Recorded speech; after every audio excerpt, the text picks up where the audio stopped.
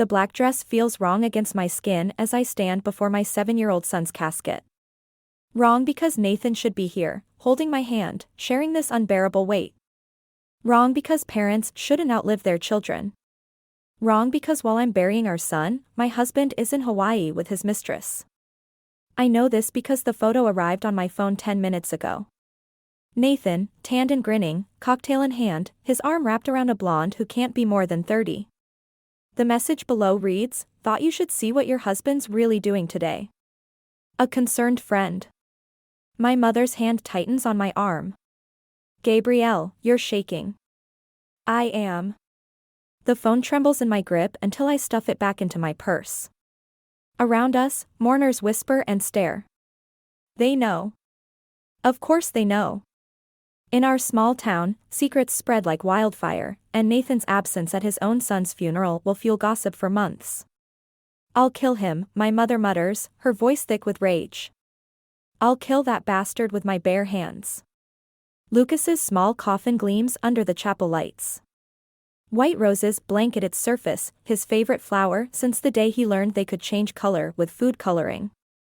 We spent hours in the hospital doing science experiments, watching pale petals transform into brilliant blues and purples. Anything to see him smile through the pain. Nathan's parents hover at the edge of the gathering, their expressions carefully neutral. Linda, my mother-in-law, catches my eye and quickly looks away. She knows too. She's probably known all along. "Mrs. Thompson?" The funeral director approaches, clipboard in hand. "We're ready to begin." I want to scream that I'm not ready. That none of this is right. That Lucas should be home playing video games or begging for 5 more minutes before bedtime. Instead, I nod and take my place in the front pew. My phone buzzes again. Another message, this time from Nathan himself. "Sorry I couldn't make it.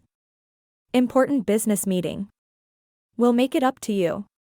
The rage that floods through me is unlike anything I've ever felt. It burns away the grief, just for a moment, leaving behind something harder. Colder. More dangerous. I delete the message and straighten my spine. Let him enjoy his Hawaiian paradise with his cheap mistress. Let him think he's won. Let him believe I'll crumble and fade away like a good, grieving widow. I won't. I'm going to destroy him. Not just for abandoning us during Lucas's illness. Not just for missing his funeral. But for every lie, every betrayal, every moment he chose himself over our son. I'll take everything from him, piece by piece, until he understands exactly what loss feels like. The reception after Lucas's funeral feels like a performance, with everyone playing their assigned roles. My mother-in-law Linda corners me in the kitchen of my parents' house, her perfectly manicured hand gripping my arm just a bit too tight. "Nathan's going through a difficult time," she says, voice dripping with manufactured sympathy. "We all process grief differently." I shake off her grip, focusing on arranging cookies that nobody will eat onto a serving plate. "Is that what we're calling it now? Processing grief in Hawaii?" Her lips thin into a sharp line. "You always did have a flair for dramatics, Gabrielle. Perhaps if you'd been more understanding during Lucas's illness." "Don't you dare." My mother's voice cuts through the kitchen like a blade. She stands in the doorway, and I've never seen such fury in her eyes. "Don't you dare blame my daughter for your son's cowardice." Linda's mask slips for just a moment, revealing something ugly underneath. "Margaret, this is hardly the time." "It's exactly the time." My mother steps closer, and despite being shorter than Linda, she somehow towers over her. "While my daughter was sleeping in hospital chairs for months, where was Nathan? While my grandson was fighting for his life, where were you and Robert with your family support?" The sound of breaking china makes us all jump. I've crushed one of the cookies in my fist, crumbs scattering across the counter. In the living room, I can hear my father asking someone about his newspaper for the 3rd time in 10 minutes. "We contributed financially," Linda says stiffly. "Which is more than I can say for some people." My mother laughs, but it's a harsh sound. "Oh yes, your precious money. Tell me, Linda, does Nathan know about the trust fund yet? The one Robert's father left specifically for his great-grandchildren?" Linda's face goes white. It's the first time I've heard about any trust fund, and clearly, that information wasn't meant for my ears. That's a family matter, she hisses. Lucas was family, I say quietly, the pieces clicking into place. He was the only great-grandchild. Which means that money was his. The silence in the kitchen grows thick with unspoken accusations. Linda's perfectly composed facade cracks just enough for me to see the calculation behind her eyes. All those times she discouraged Nathan from spending time with Lucas. All those convenient business trips she arranged during his hospital stays, it wasn't just emotional distance. It was strategic. I think you should leave, my mother says, but Linda's already retreating. Her heels clicking against the hardwood floor like tiny hammers driving nails into my growing rage. I turn to my mother. Tell me everything about that trust fund. Her smile is grim. Oh, sweetheart. That's just the beginning of what I have to tell you. 3 days after the funeral, I find the life insurance papers in Nathan's home office. Not in a drawer or filing cabinet, but scattered across his desk like fallen leaves, forms, receipts, and a post-it note with a "Call Sam Ree." Policy is scrawled in his hasty handwriting. My hands shake as I rifle through the documents. Lucas's policy, taken out 6 months after his diagnosis, is for $2 million. The beneficiary line catches my eye: Nathan Thompson, sole recipient. My name has been crossed out, the change dated just weeks before Lucas died. My phone buzzes. A text from an unknown number: we need to talk. Coffee shop on Main. Now. Samantha.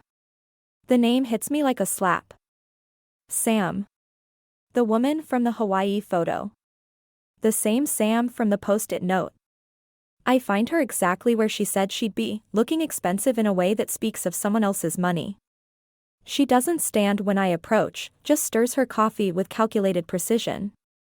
I'm surprised you came, she says, not looking up. I'm surprised you had the nerve to contact me. Now she does look up, and there's something hard in her eyes. Nathan's been promising me things. Big things. But now he's not returning my calls. What kind of things? A fresh start. A new life together. She laughs, but it's bitter. Funded by your son's insurance money. The world tilts sideways. I grip the edge of the table, my knuckles white. He told you about that? He tells me everything. She pulls out her phone, scrolls through messages. Including how he made sure you'd never see a penny of it. His mother's idea, apparently. She never thought you deserved their family money. Why are you telling me this? Samantha leans forward. Because he's playing both of us. That policy? He promised to split it with me. But I did some digging. He's got gambling debts, Gabrielle. Big ones. The kind that make people desperate. My throat feels like sandpaper. You're lying.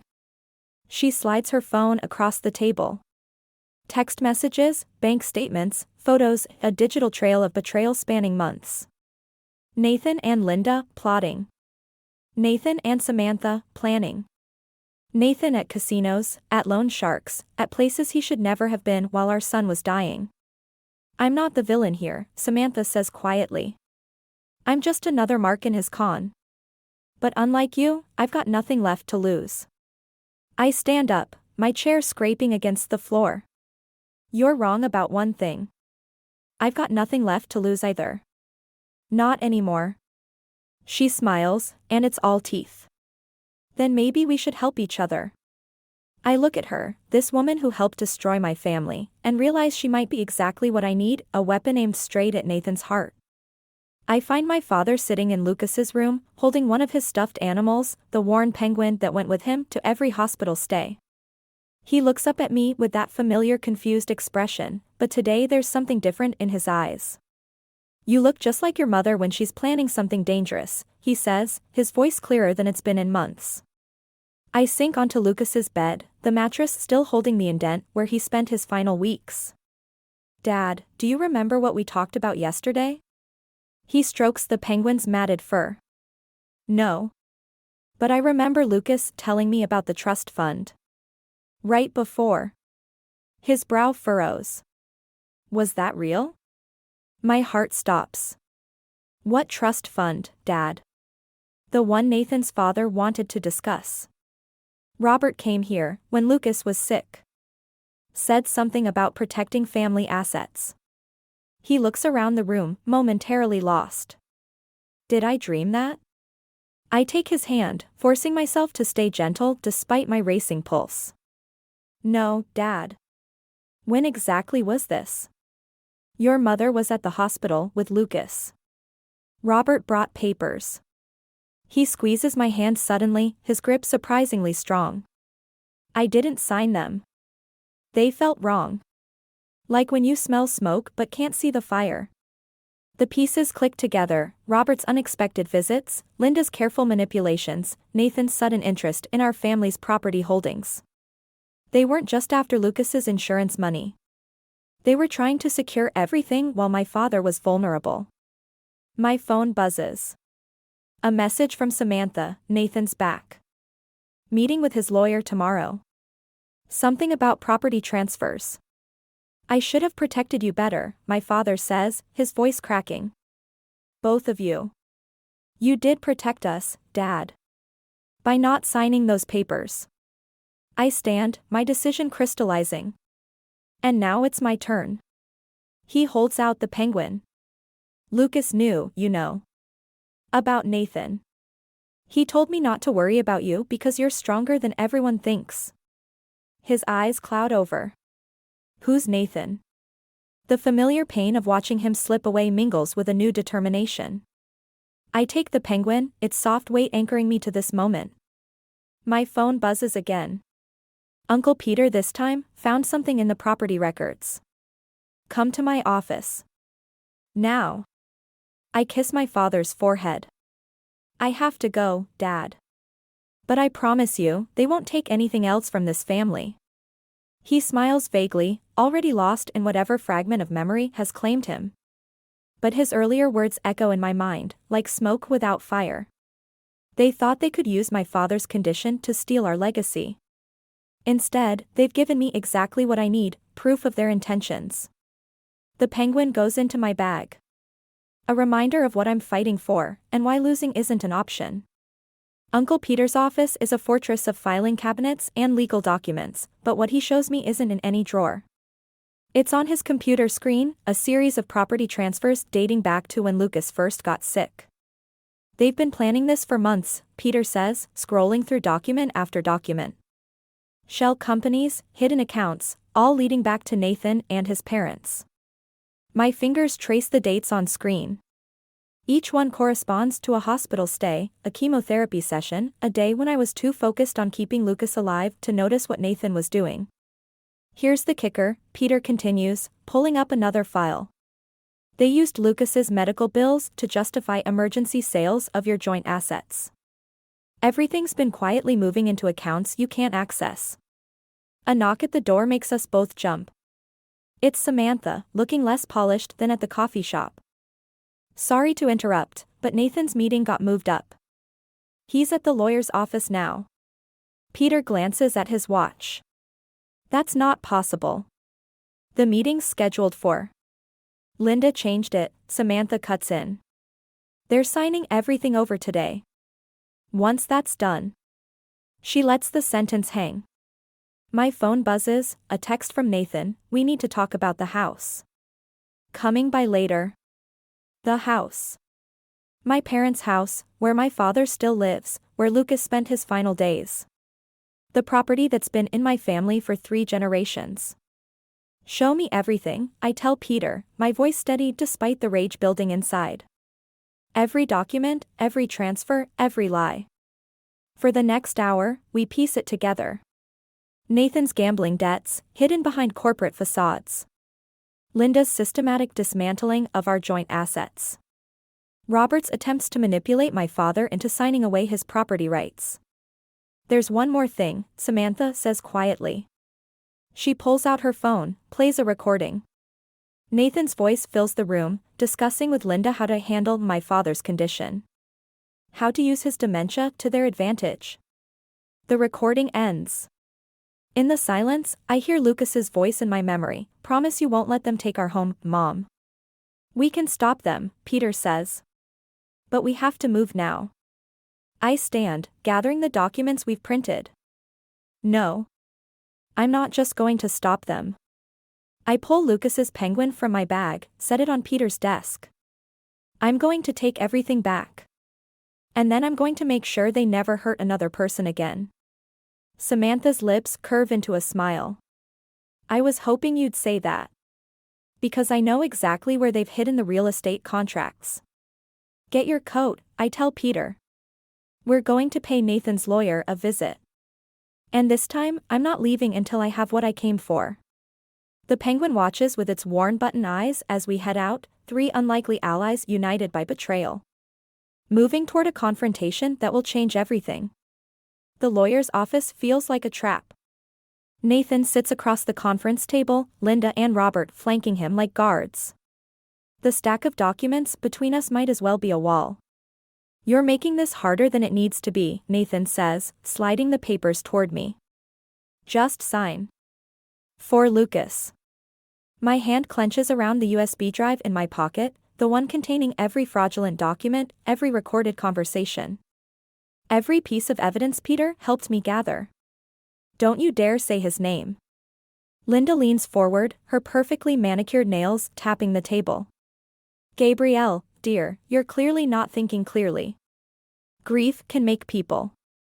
Show them, Samantha's voice cuts through the room as she strides in, Peter right behind her. Show them what we found. Nathan's face drains of color. What is she doing here? I connect the USB to the lawyer's computer, and the projector flickers to life. Document after document appears on the screen, property transfers, falsified signatures. Recorded conversations about using my father's condition to steal our family home.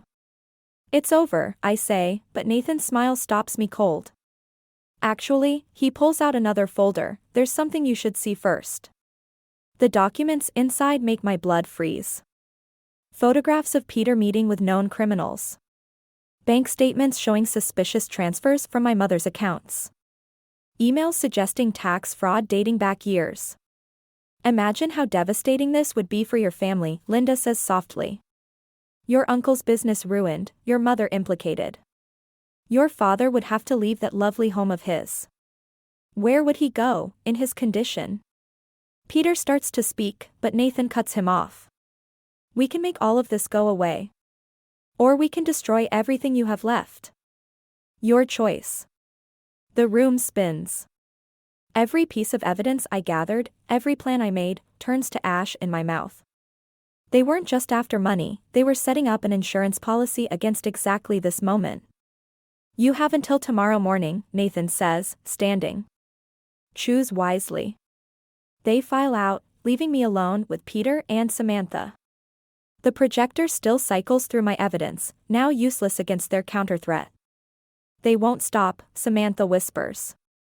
They'll take everything, piece by piece, until there's nothing left. I stare at the last photo on screen, Lucas in the hospital, Nathan conspicuously absent, as always. My son fought until his last breath, never giving up despite impossible odds.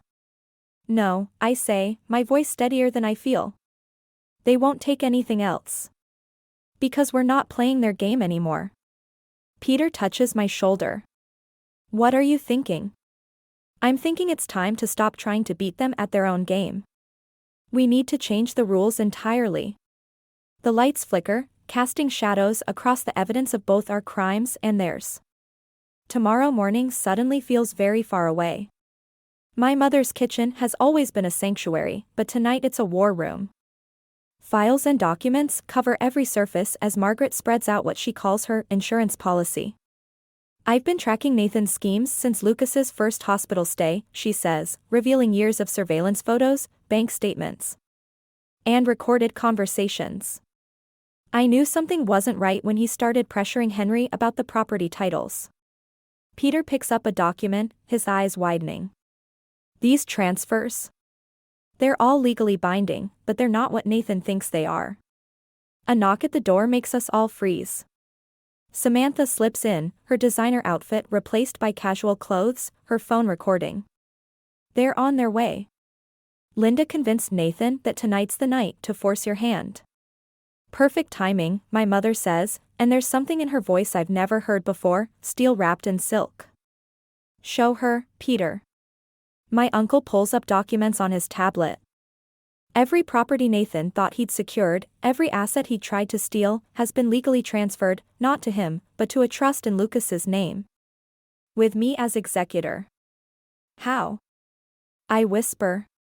Your father had more clear days than they realized, Margaret says.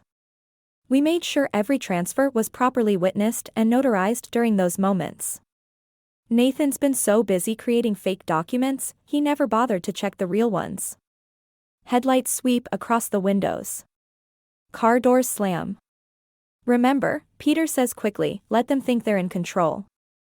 Nathan bursts in without knocking, Linda and Robert right behind him.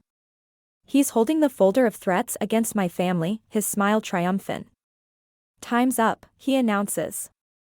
Have you made your decision? I stand, letting my hands shake, playing the role they expect. You win. I'll sign whatever you want.